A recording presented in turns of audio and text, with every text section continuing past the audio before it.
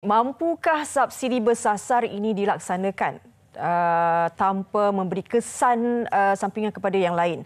Baik, kita nak terus berbincang berkenaan dengan subsidi bersasar ini dengan tetamu kita secara maya iaitu Datuk Dr. Madeline Burma, merupakan penganalisis ekonomi. Selamat pagi, Datuk. Selamat pagi, Raja. Saya Fariha, Datuk. Oh, Fariha. Saya tengok nama Raja kat bawah tu. Ada. Okey, Datuk, macam ni. Kita dah paparkan sedikit interaksi berkenaan dengan subsidi bersasar ini. Tapi mungkin ada yang masih mempersoalkan apa ni subsidi bersasar. Sebelum ini kita tahu rakyat Malaysia sangat bergantung harap kepada subsidi yang diberikan oleh kerajaan untuk mereka ini menerusi kehidupan mereka dengan lebih teratur, lebih baik. Kan kadang-kadang disebabkan COVID-19 itu ramai yang tidak berpeluang mempunyai pendapatan secara tetap. Tapi bagaimana pula isu subsidi bersasar ini, Datuk? Okey, pertama tadi masa kita bermula tadi, subsidi itu ialah bantuan ataupun duit yang diberikan secara langsung atau tidak langsung oleh kerajaan sama ada kepada syarikat ataupun individu supaya kos barangan itu akan berkurangan. Jadi yang menjadi masalah dia, setiap RM1 yang dibelanjakan, yang untuk diberi sebagai subsidi, dia perlu datang daripada ada orang yang perlu membayar, betul kan? Nah, jadi selalunya ia datang daripada cukai. Jadi yang menjadi masalahnya sekarang, hasil untuk membiayai subsidi tersebut, kita tahu hasil negara kita semakin berkurangan. Okey, itu nombor satu. Jadi untuk memberi subsidi perlu ada hasil. Okey, jadi hasil dah berkurangan. Jadi kerajaan perlu memikirkan apakah langkah-langkah untuk meneruskan subsidi. Tetapi dalam pada masa yang sama dia memastikan mereka yang betul-betul memerlukan subsidi ini menerima. Yang menjadi masalah dia sekarang kalau kita lihat subsidi yang diberikan khususnya seperti minyak bahan bakar dan sebagainya, dia lebih bersifat umum. Semua orang mendapat akses kepada subsidi tersebut. Macam kita beli minyak kereta.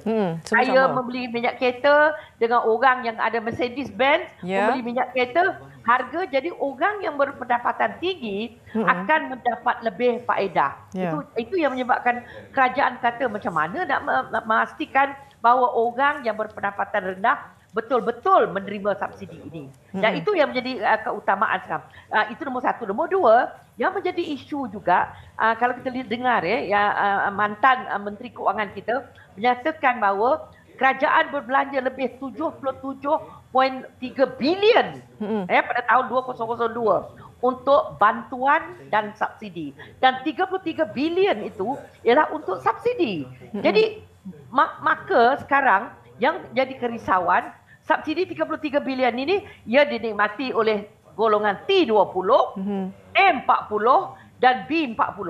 So, jadi yang kesiannya, mereka yang betul-betul memerlukan sebenarnya bantuan ialah sebenarnya golongan M40 dan B40. So ini yang kerajaan perlu fikirkan.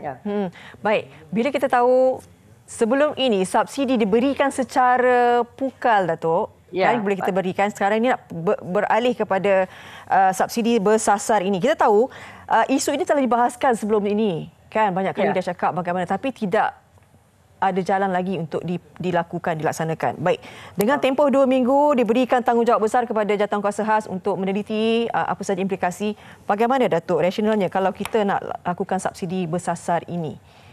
Adakah boleh dilaksanakan? Dia bukan sesuatu yang mudah subsidi ni kita perlu melihat ada dua cara. Saya mendengar saya sempat membaca ucapan yang amat berhormat Perdana Menteri. Dia bukan saja menyebut subsidi ni hanya sebab kalau kita lihat yang kerajaan yang sebelum ini, tumpuan dia lebih untuk mengurangkan kos sara hidup. Iaitu dari segi perbelanjaan. Sebab subsidi ni dia ada dua cara. Satu, kita boleh melihat dari segi pendapatan. Kedua ialah dari segi perbelanjaan. Jadi sekarang apa yang perlu difikirkan selain daripada memberi bantuan secara langsung bentuk subsidi ini dari segi perbelanjaan, satu lagi cara yang mungkin saya lihat yang amat berhormat Perdana Menteri ada sebut ialah untuk memberi direct cash transfer. Maknanya memberi duit langsung kepada isi rumah yang berpendapatan rendah ini.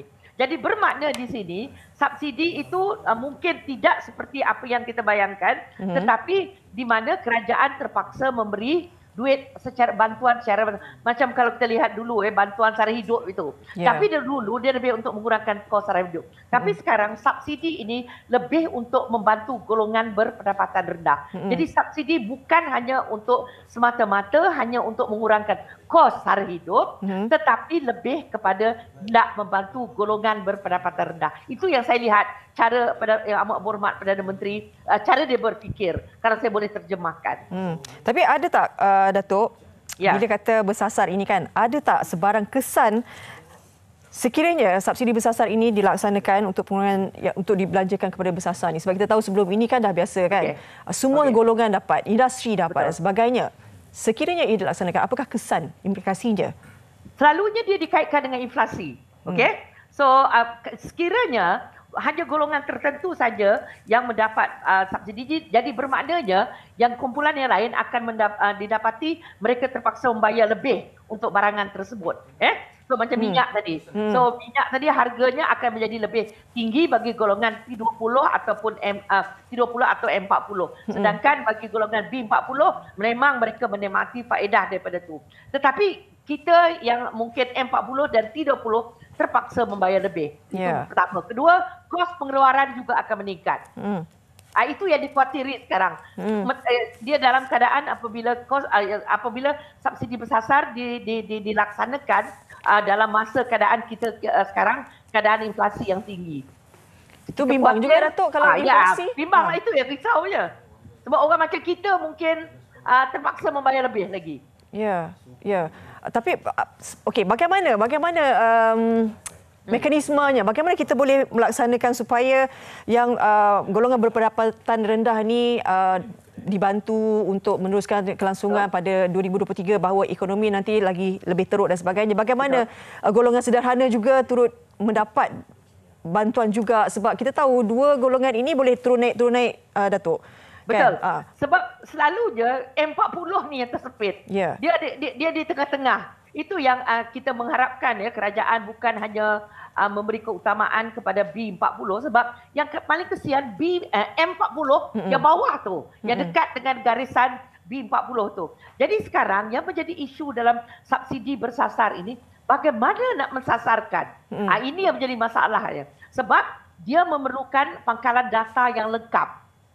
Pangkalan data yang lengkap, pendapatan, perbelanjaan, semua itu perlu ada. So yang kita khawatir juga bila pangkalan data tidak lengkap, maka golongan-golongan yang macam tadi yang saya kata M40, yang macam contoh kalau dia duduk di Kuala Lumpur, M40 berpendapatan mungkin gaji dia 3,000 dengan mereka yang duduk di Kedah, di Perlis, di mana kos hidup lebih rendah kan. Jadi ini menjadi persoalan yang sangat sukar yang perlu dirungkaikan. So mungkin dalam masa 2 minggu ini mereka tahu caranya, dan yang penting sekarang bagaimana nak melaksanakan memerlukan teknologi juga. Mungkin perlu apps, perlu database yang lengkap dan sebagainya. So ini memerlukan pelaburan yang tinggi dari peringkat kerajaan lah untuk memastikan benda ini betul-betul bersasar. Perlukan pelaburan yang tinggi, perlukan masa juga untuk melaksanakan ini, sebab kita kalau boleh biarlah ini dilaksanakan dengan sempurna. Mungkin Datuk sebagai penganalisis ekonomi, apa harapan Datuk sebenarnya untuk memastikan bahawa kos sara hidup rakyat Malaysia kita ni ada langkah dan usaha yang diberikan kepada mereka ni? Okey, bagi saya kos sara hidup tidak boleh diselesaikan oleh satu kementerian. Sebab sekarang cuma ada satu kementerian. Yang kedua, yang perlu diberi penekanan, ia hanya cuma penyelesaian jangka pendek kalau kita bercerita tentang harga ayam, harga telur. Yang penting sekarang bagi saya, kerajaan perlu mempertingkatkan pertumbuhan ekonomi supaya gaji rakyat Malaysia itu dipertingkatkan. So kalau gaji naik, maka isu kos sara hidup ini tidak menjadi apa yang seperti yang kita rasakan sekarang. Yang baik, penting terima kasih banyak. Terima kasih banyak Datuk di atas perkongsian ini. Banyak disentuh dan mungkin ini apa yang Datuk kongsikan juga memberi sedikit jalan yang ada cahayanya sikit kepada kerajaan untuk memikirkan bagaimana sebenarnya boleh dilaksanakan untuk subsidi bersasar ini. Terima kasih sekali lagi Datuk Dr. Madeline Burma, merupakan penganalisis ekonomi.